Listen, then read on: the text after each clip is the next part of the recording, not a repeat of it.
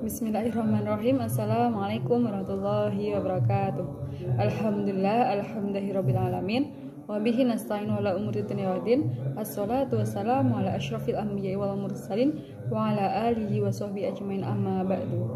Kami dari kelompok 4 mata kuliah perbandingan pendidikan yang beranggotakan saya sendiri Alhim Hidayatus Sholihah dan dua rekan saya yaitu Ainul Muttaqin dan Dwi Lestari. Di sini izinkan kami untuk mempresentasikan makalah kami mengenai sistem dan kebijakan pendidikan di Cina. Nah, langsung saja. Yang poin A yaitu mengenai sistem pendidikan Cina. Dengan menganut paham sosialisme, komunisme, marxisme, dan leonisme, pemerintahan Cina telah memposisikan pembangunan ekonomi sebagai misi inti negara sejak tahun 1980-an. Setelah itu, Komite Tani Komunis Tiongkok memutuskan pada tahun 1985 bahwa pendidikan harus melayani tujuan pembangunan sosialis dan pembangunan sosialis harus bergantung pada pendidikan. Perubahan ini dilakukan pada sistem pendidikan. Pendidikan di Tiongkok secara umum bertujuan untuk membangun kerangka kerja bagi sistem pendidikan abad ke-21 yang dapat disesuaikan untuk memenuhi kebutuhan upaya modernisasi sosialisasi Tiongkok. Pendidikan dasar, sekolah menengah, pendidikan pasca sekolah menengah, dan pendidikan orang dewasa semuanya berada di bawah payung sistem pendidikan Cina. Ada 3 jenjang pendidikan dasar, yaitu prasekolah untuk umur 3 tahun atau lebih, sekolah dasar untuk umur 5-6 tahun dengan usia masuk 6 tahun ke sekolah dasar, dan sekolah menengah pertama itu untuk umur 3 tahun atau lebih, dan sekolah menengah atas itu 5 tahun atau lebih. Pendidikan orang dewasa suatu bentuk pendidikan non-formal yang bertujuan untuk meningkatkan kualitas hidup masyarakat dengan cepat mendapatkan popularitas di Cina. Untuk pendidikan dasar itu program prasekolah pada umur 3 tahun diperlakukan untuk semua anak Tionghoa mulai usia 3 tahun. Pada usia 6 tahun ia melanjutkan sekolah dasar, yaitu dengan seni bahasa dan matematika juga merupakan bagian dari kurikulum sekolah dasar 6 tahun ini. Yang kedua yaitu ada pendidikan menengah. Pendidikan menengah itu sebuah pendidikan menengah kejuruan. Seperti yang di Indonesia itu ada SMK. Berbeda dari pendidikan menengah akademik atau SE. Di sekolah tinggi akademik tingkat junior dan senior itu dipisahkan oleh garis pemisah. Dibutuhkan 3 tahun untuk menyelesaikan tingkat junior setelah seseorang mencapai pada usia 12 tahun. Mereka itu harus lulus ujian kelas terlebih dahulu untuk maju ke tingkat senior. Ketika seorang siswa berusia 15 tahun, yaitu sudah mulai tingkat senior yang berlangsung selama 2 tahun atau 3 tahun. Dan selanjutnya itu ada pendidikan khusus. Pendidikan khusus di Cina itu juga ada sistem pendidikan untuk anak-anak yang memiliki keterampilan khusus dan untuk anak-anak penyandang disabilitas seperti autisme. Anak-anak yang memiliki kemampuan seperti itu disekolahkan khusus akan dapat melewatkan kelas. Yang selanjutnya itu ada pendidikan tinggi, yang mana contohnya itu pendidikan tinggi itu memiliki program akademik dan kejuruan. Ada banyak universitas dan perguruan tinggi di Cina itu, tetapi tingkat dan kualitas masing-masing bervariasi. Ada beberapa yang paling terkenal adalah universitas yang di Cina itu ada Universitas Beijing dan Universitas Shanghai. Kedua universitas ini itu terletak di Cina. Gelar sarjana biasanya membutuhkan waktu kurang lebih 4-5 tahun untuk diperoleh. Akan tetapi tidak bisa lebih lama. Untuk masuk ke jenjang master dan doktoral, mereka itu juga harus melalui lulus ujian juga. Selanjutnya yaitu akan dijelaskan oleh teman saya. Manajemen pendidikan di Cina. Berkaitan dengan manajemen berarti berkaitan dengan cara pendidikan di Cina itu sendiri, ataupun tata ruang ataupun cara dalam pendidikan di Cina itu sendiri.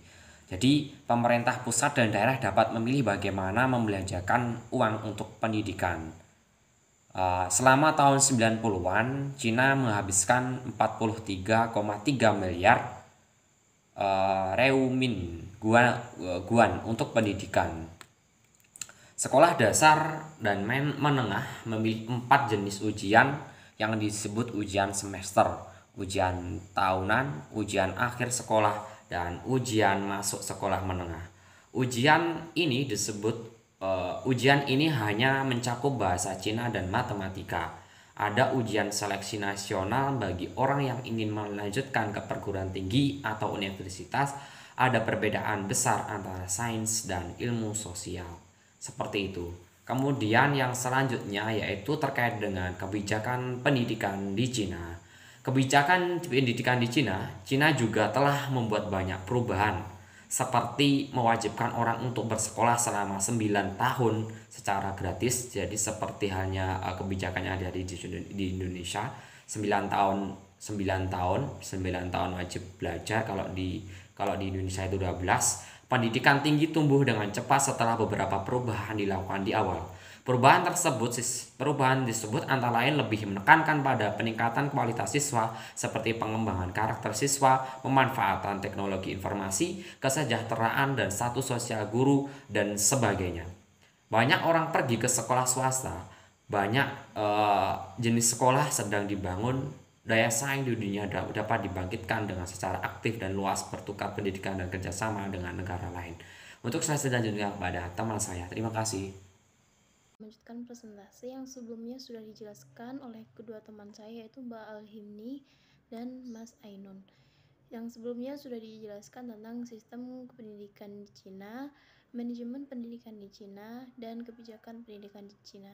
Di sini saya akan menjelaskan tentang perbandingan pendidikan di Cina dan di Indonesia. Langsung saja saya akan mempresentasikannya. Yang pertama, pendidikan di Cina. Sistem pendidikan di Cina adalah yang terlengkap di dunia.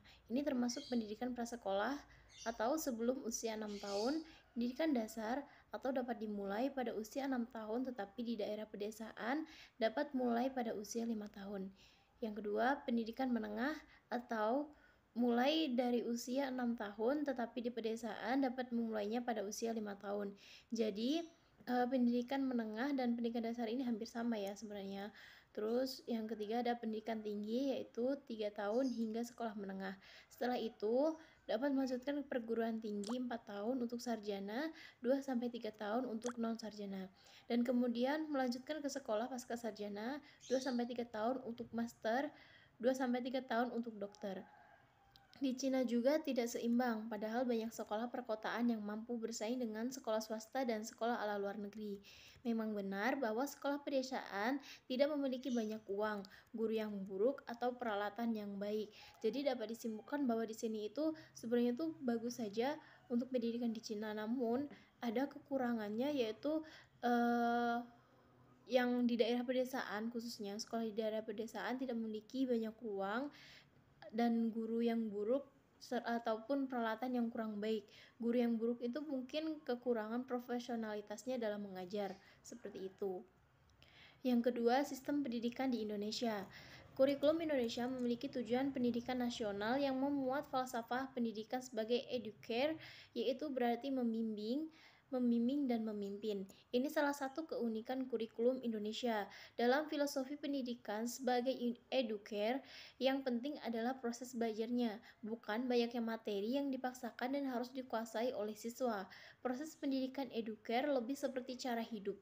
Ini adalah cara untuk membantu siswa tumbuh dan belajar sehingga mereka memenuhi tujuan pendidikan mereka. Lebih penting lagi bagi pendidikan untuk menjadi narasumber, motivator, dan fasilitator bagi siswa, sehingga dapat membantu mereka menjadi lebih percaya diri, dewasa, cerdas, hingga bisa mengembangkan keterampilan. Baik, terima kasih. Mungkin itu yang dapat kami sampaikan dari kelompok keempat, mata kuliah perbandingan pendidikan dengan materi sistem dan kebijakan pendidikan di Cina. Jika ada kurang lebihnya mohon maaf, dan jika ada yang kurang paham bisa ditanyakan dalam diskusi. Wabillahi taufiq wal hidayah. Wassalamualaikum warahmatullahi wabarakatuh.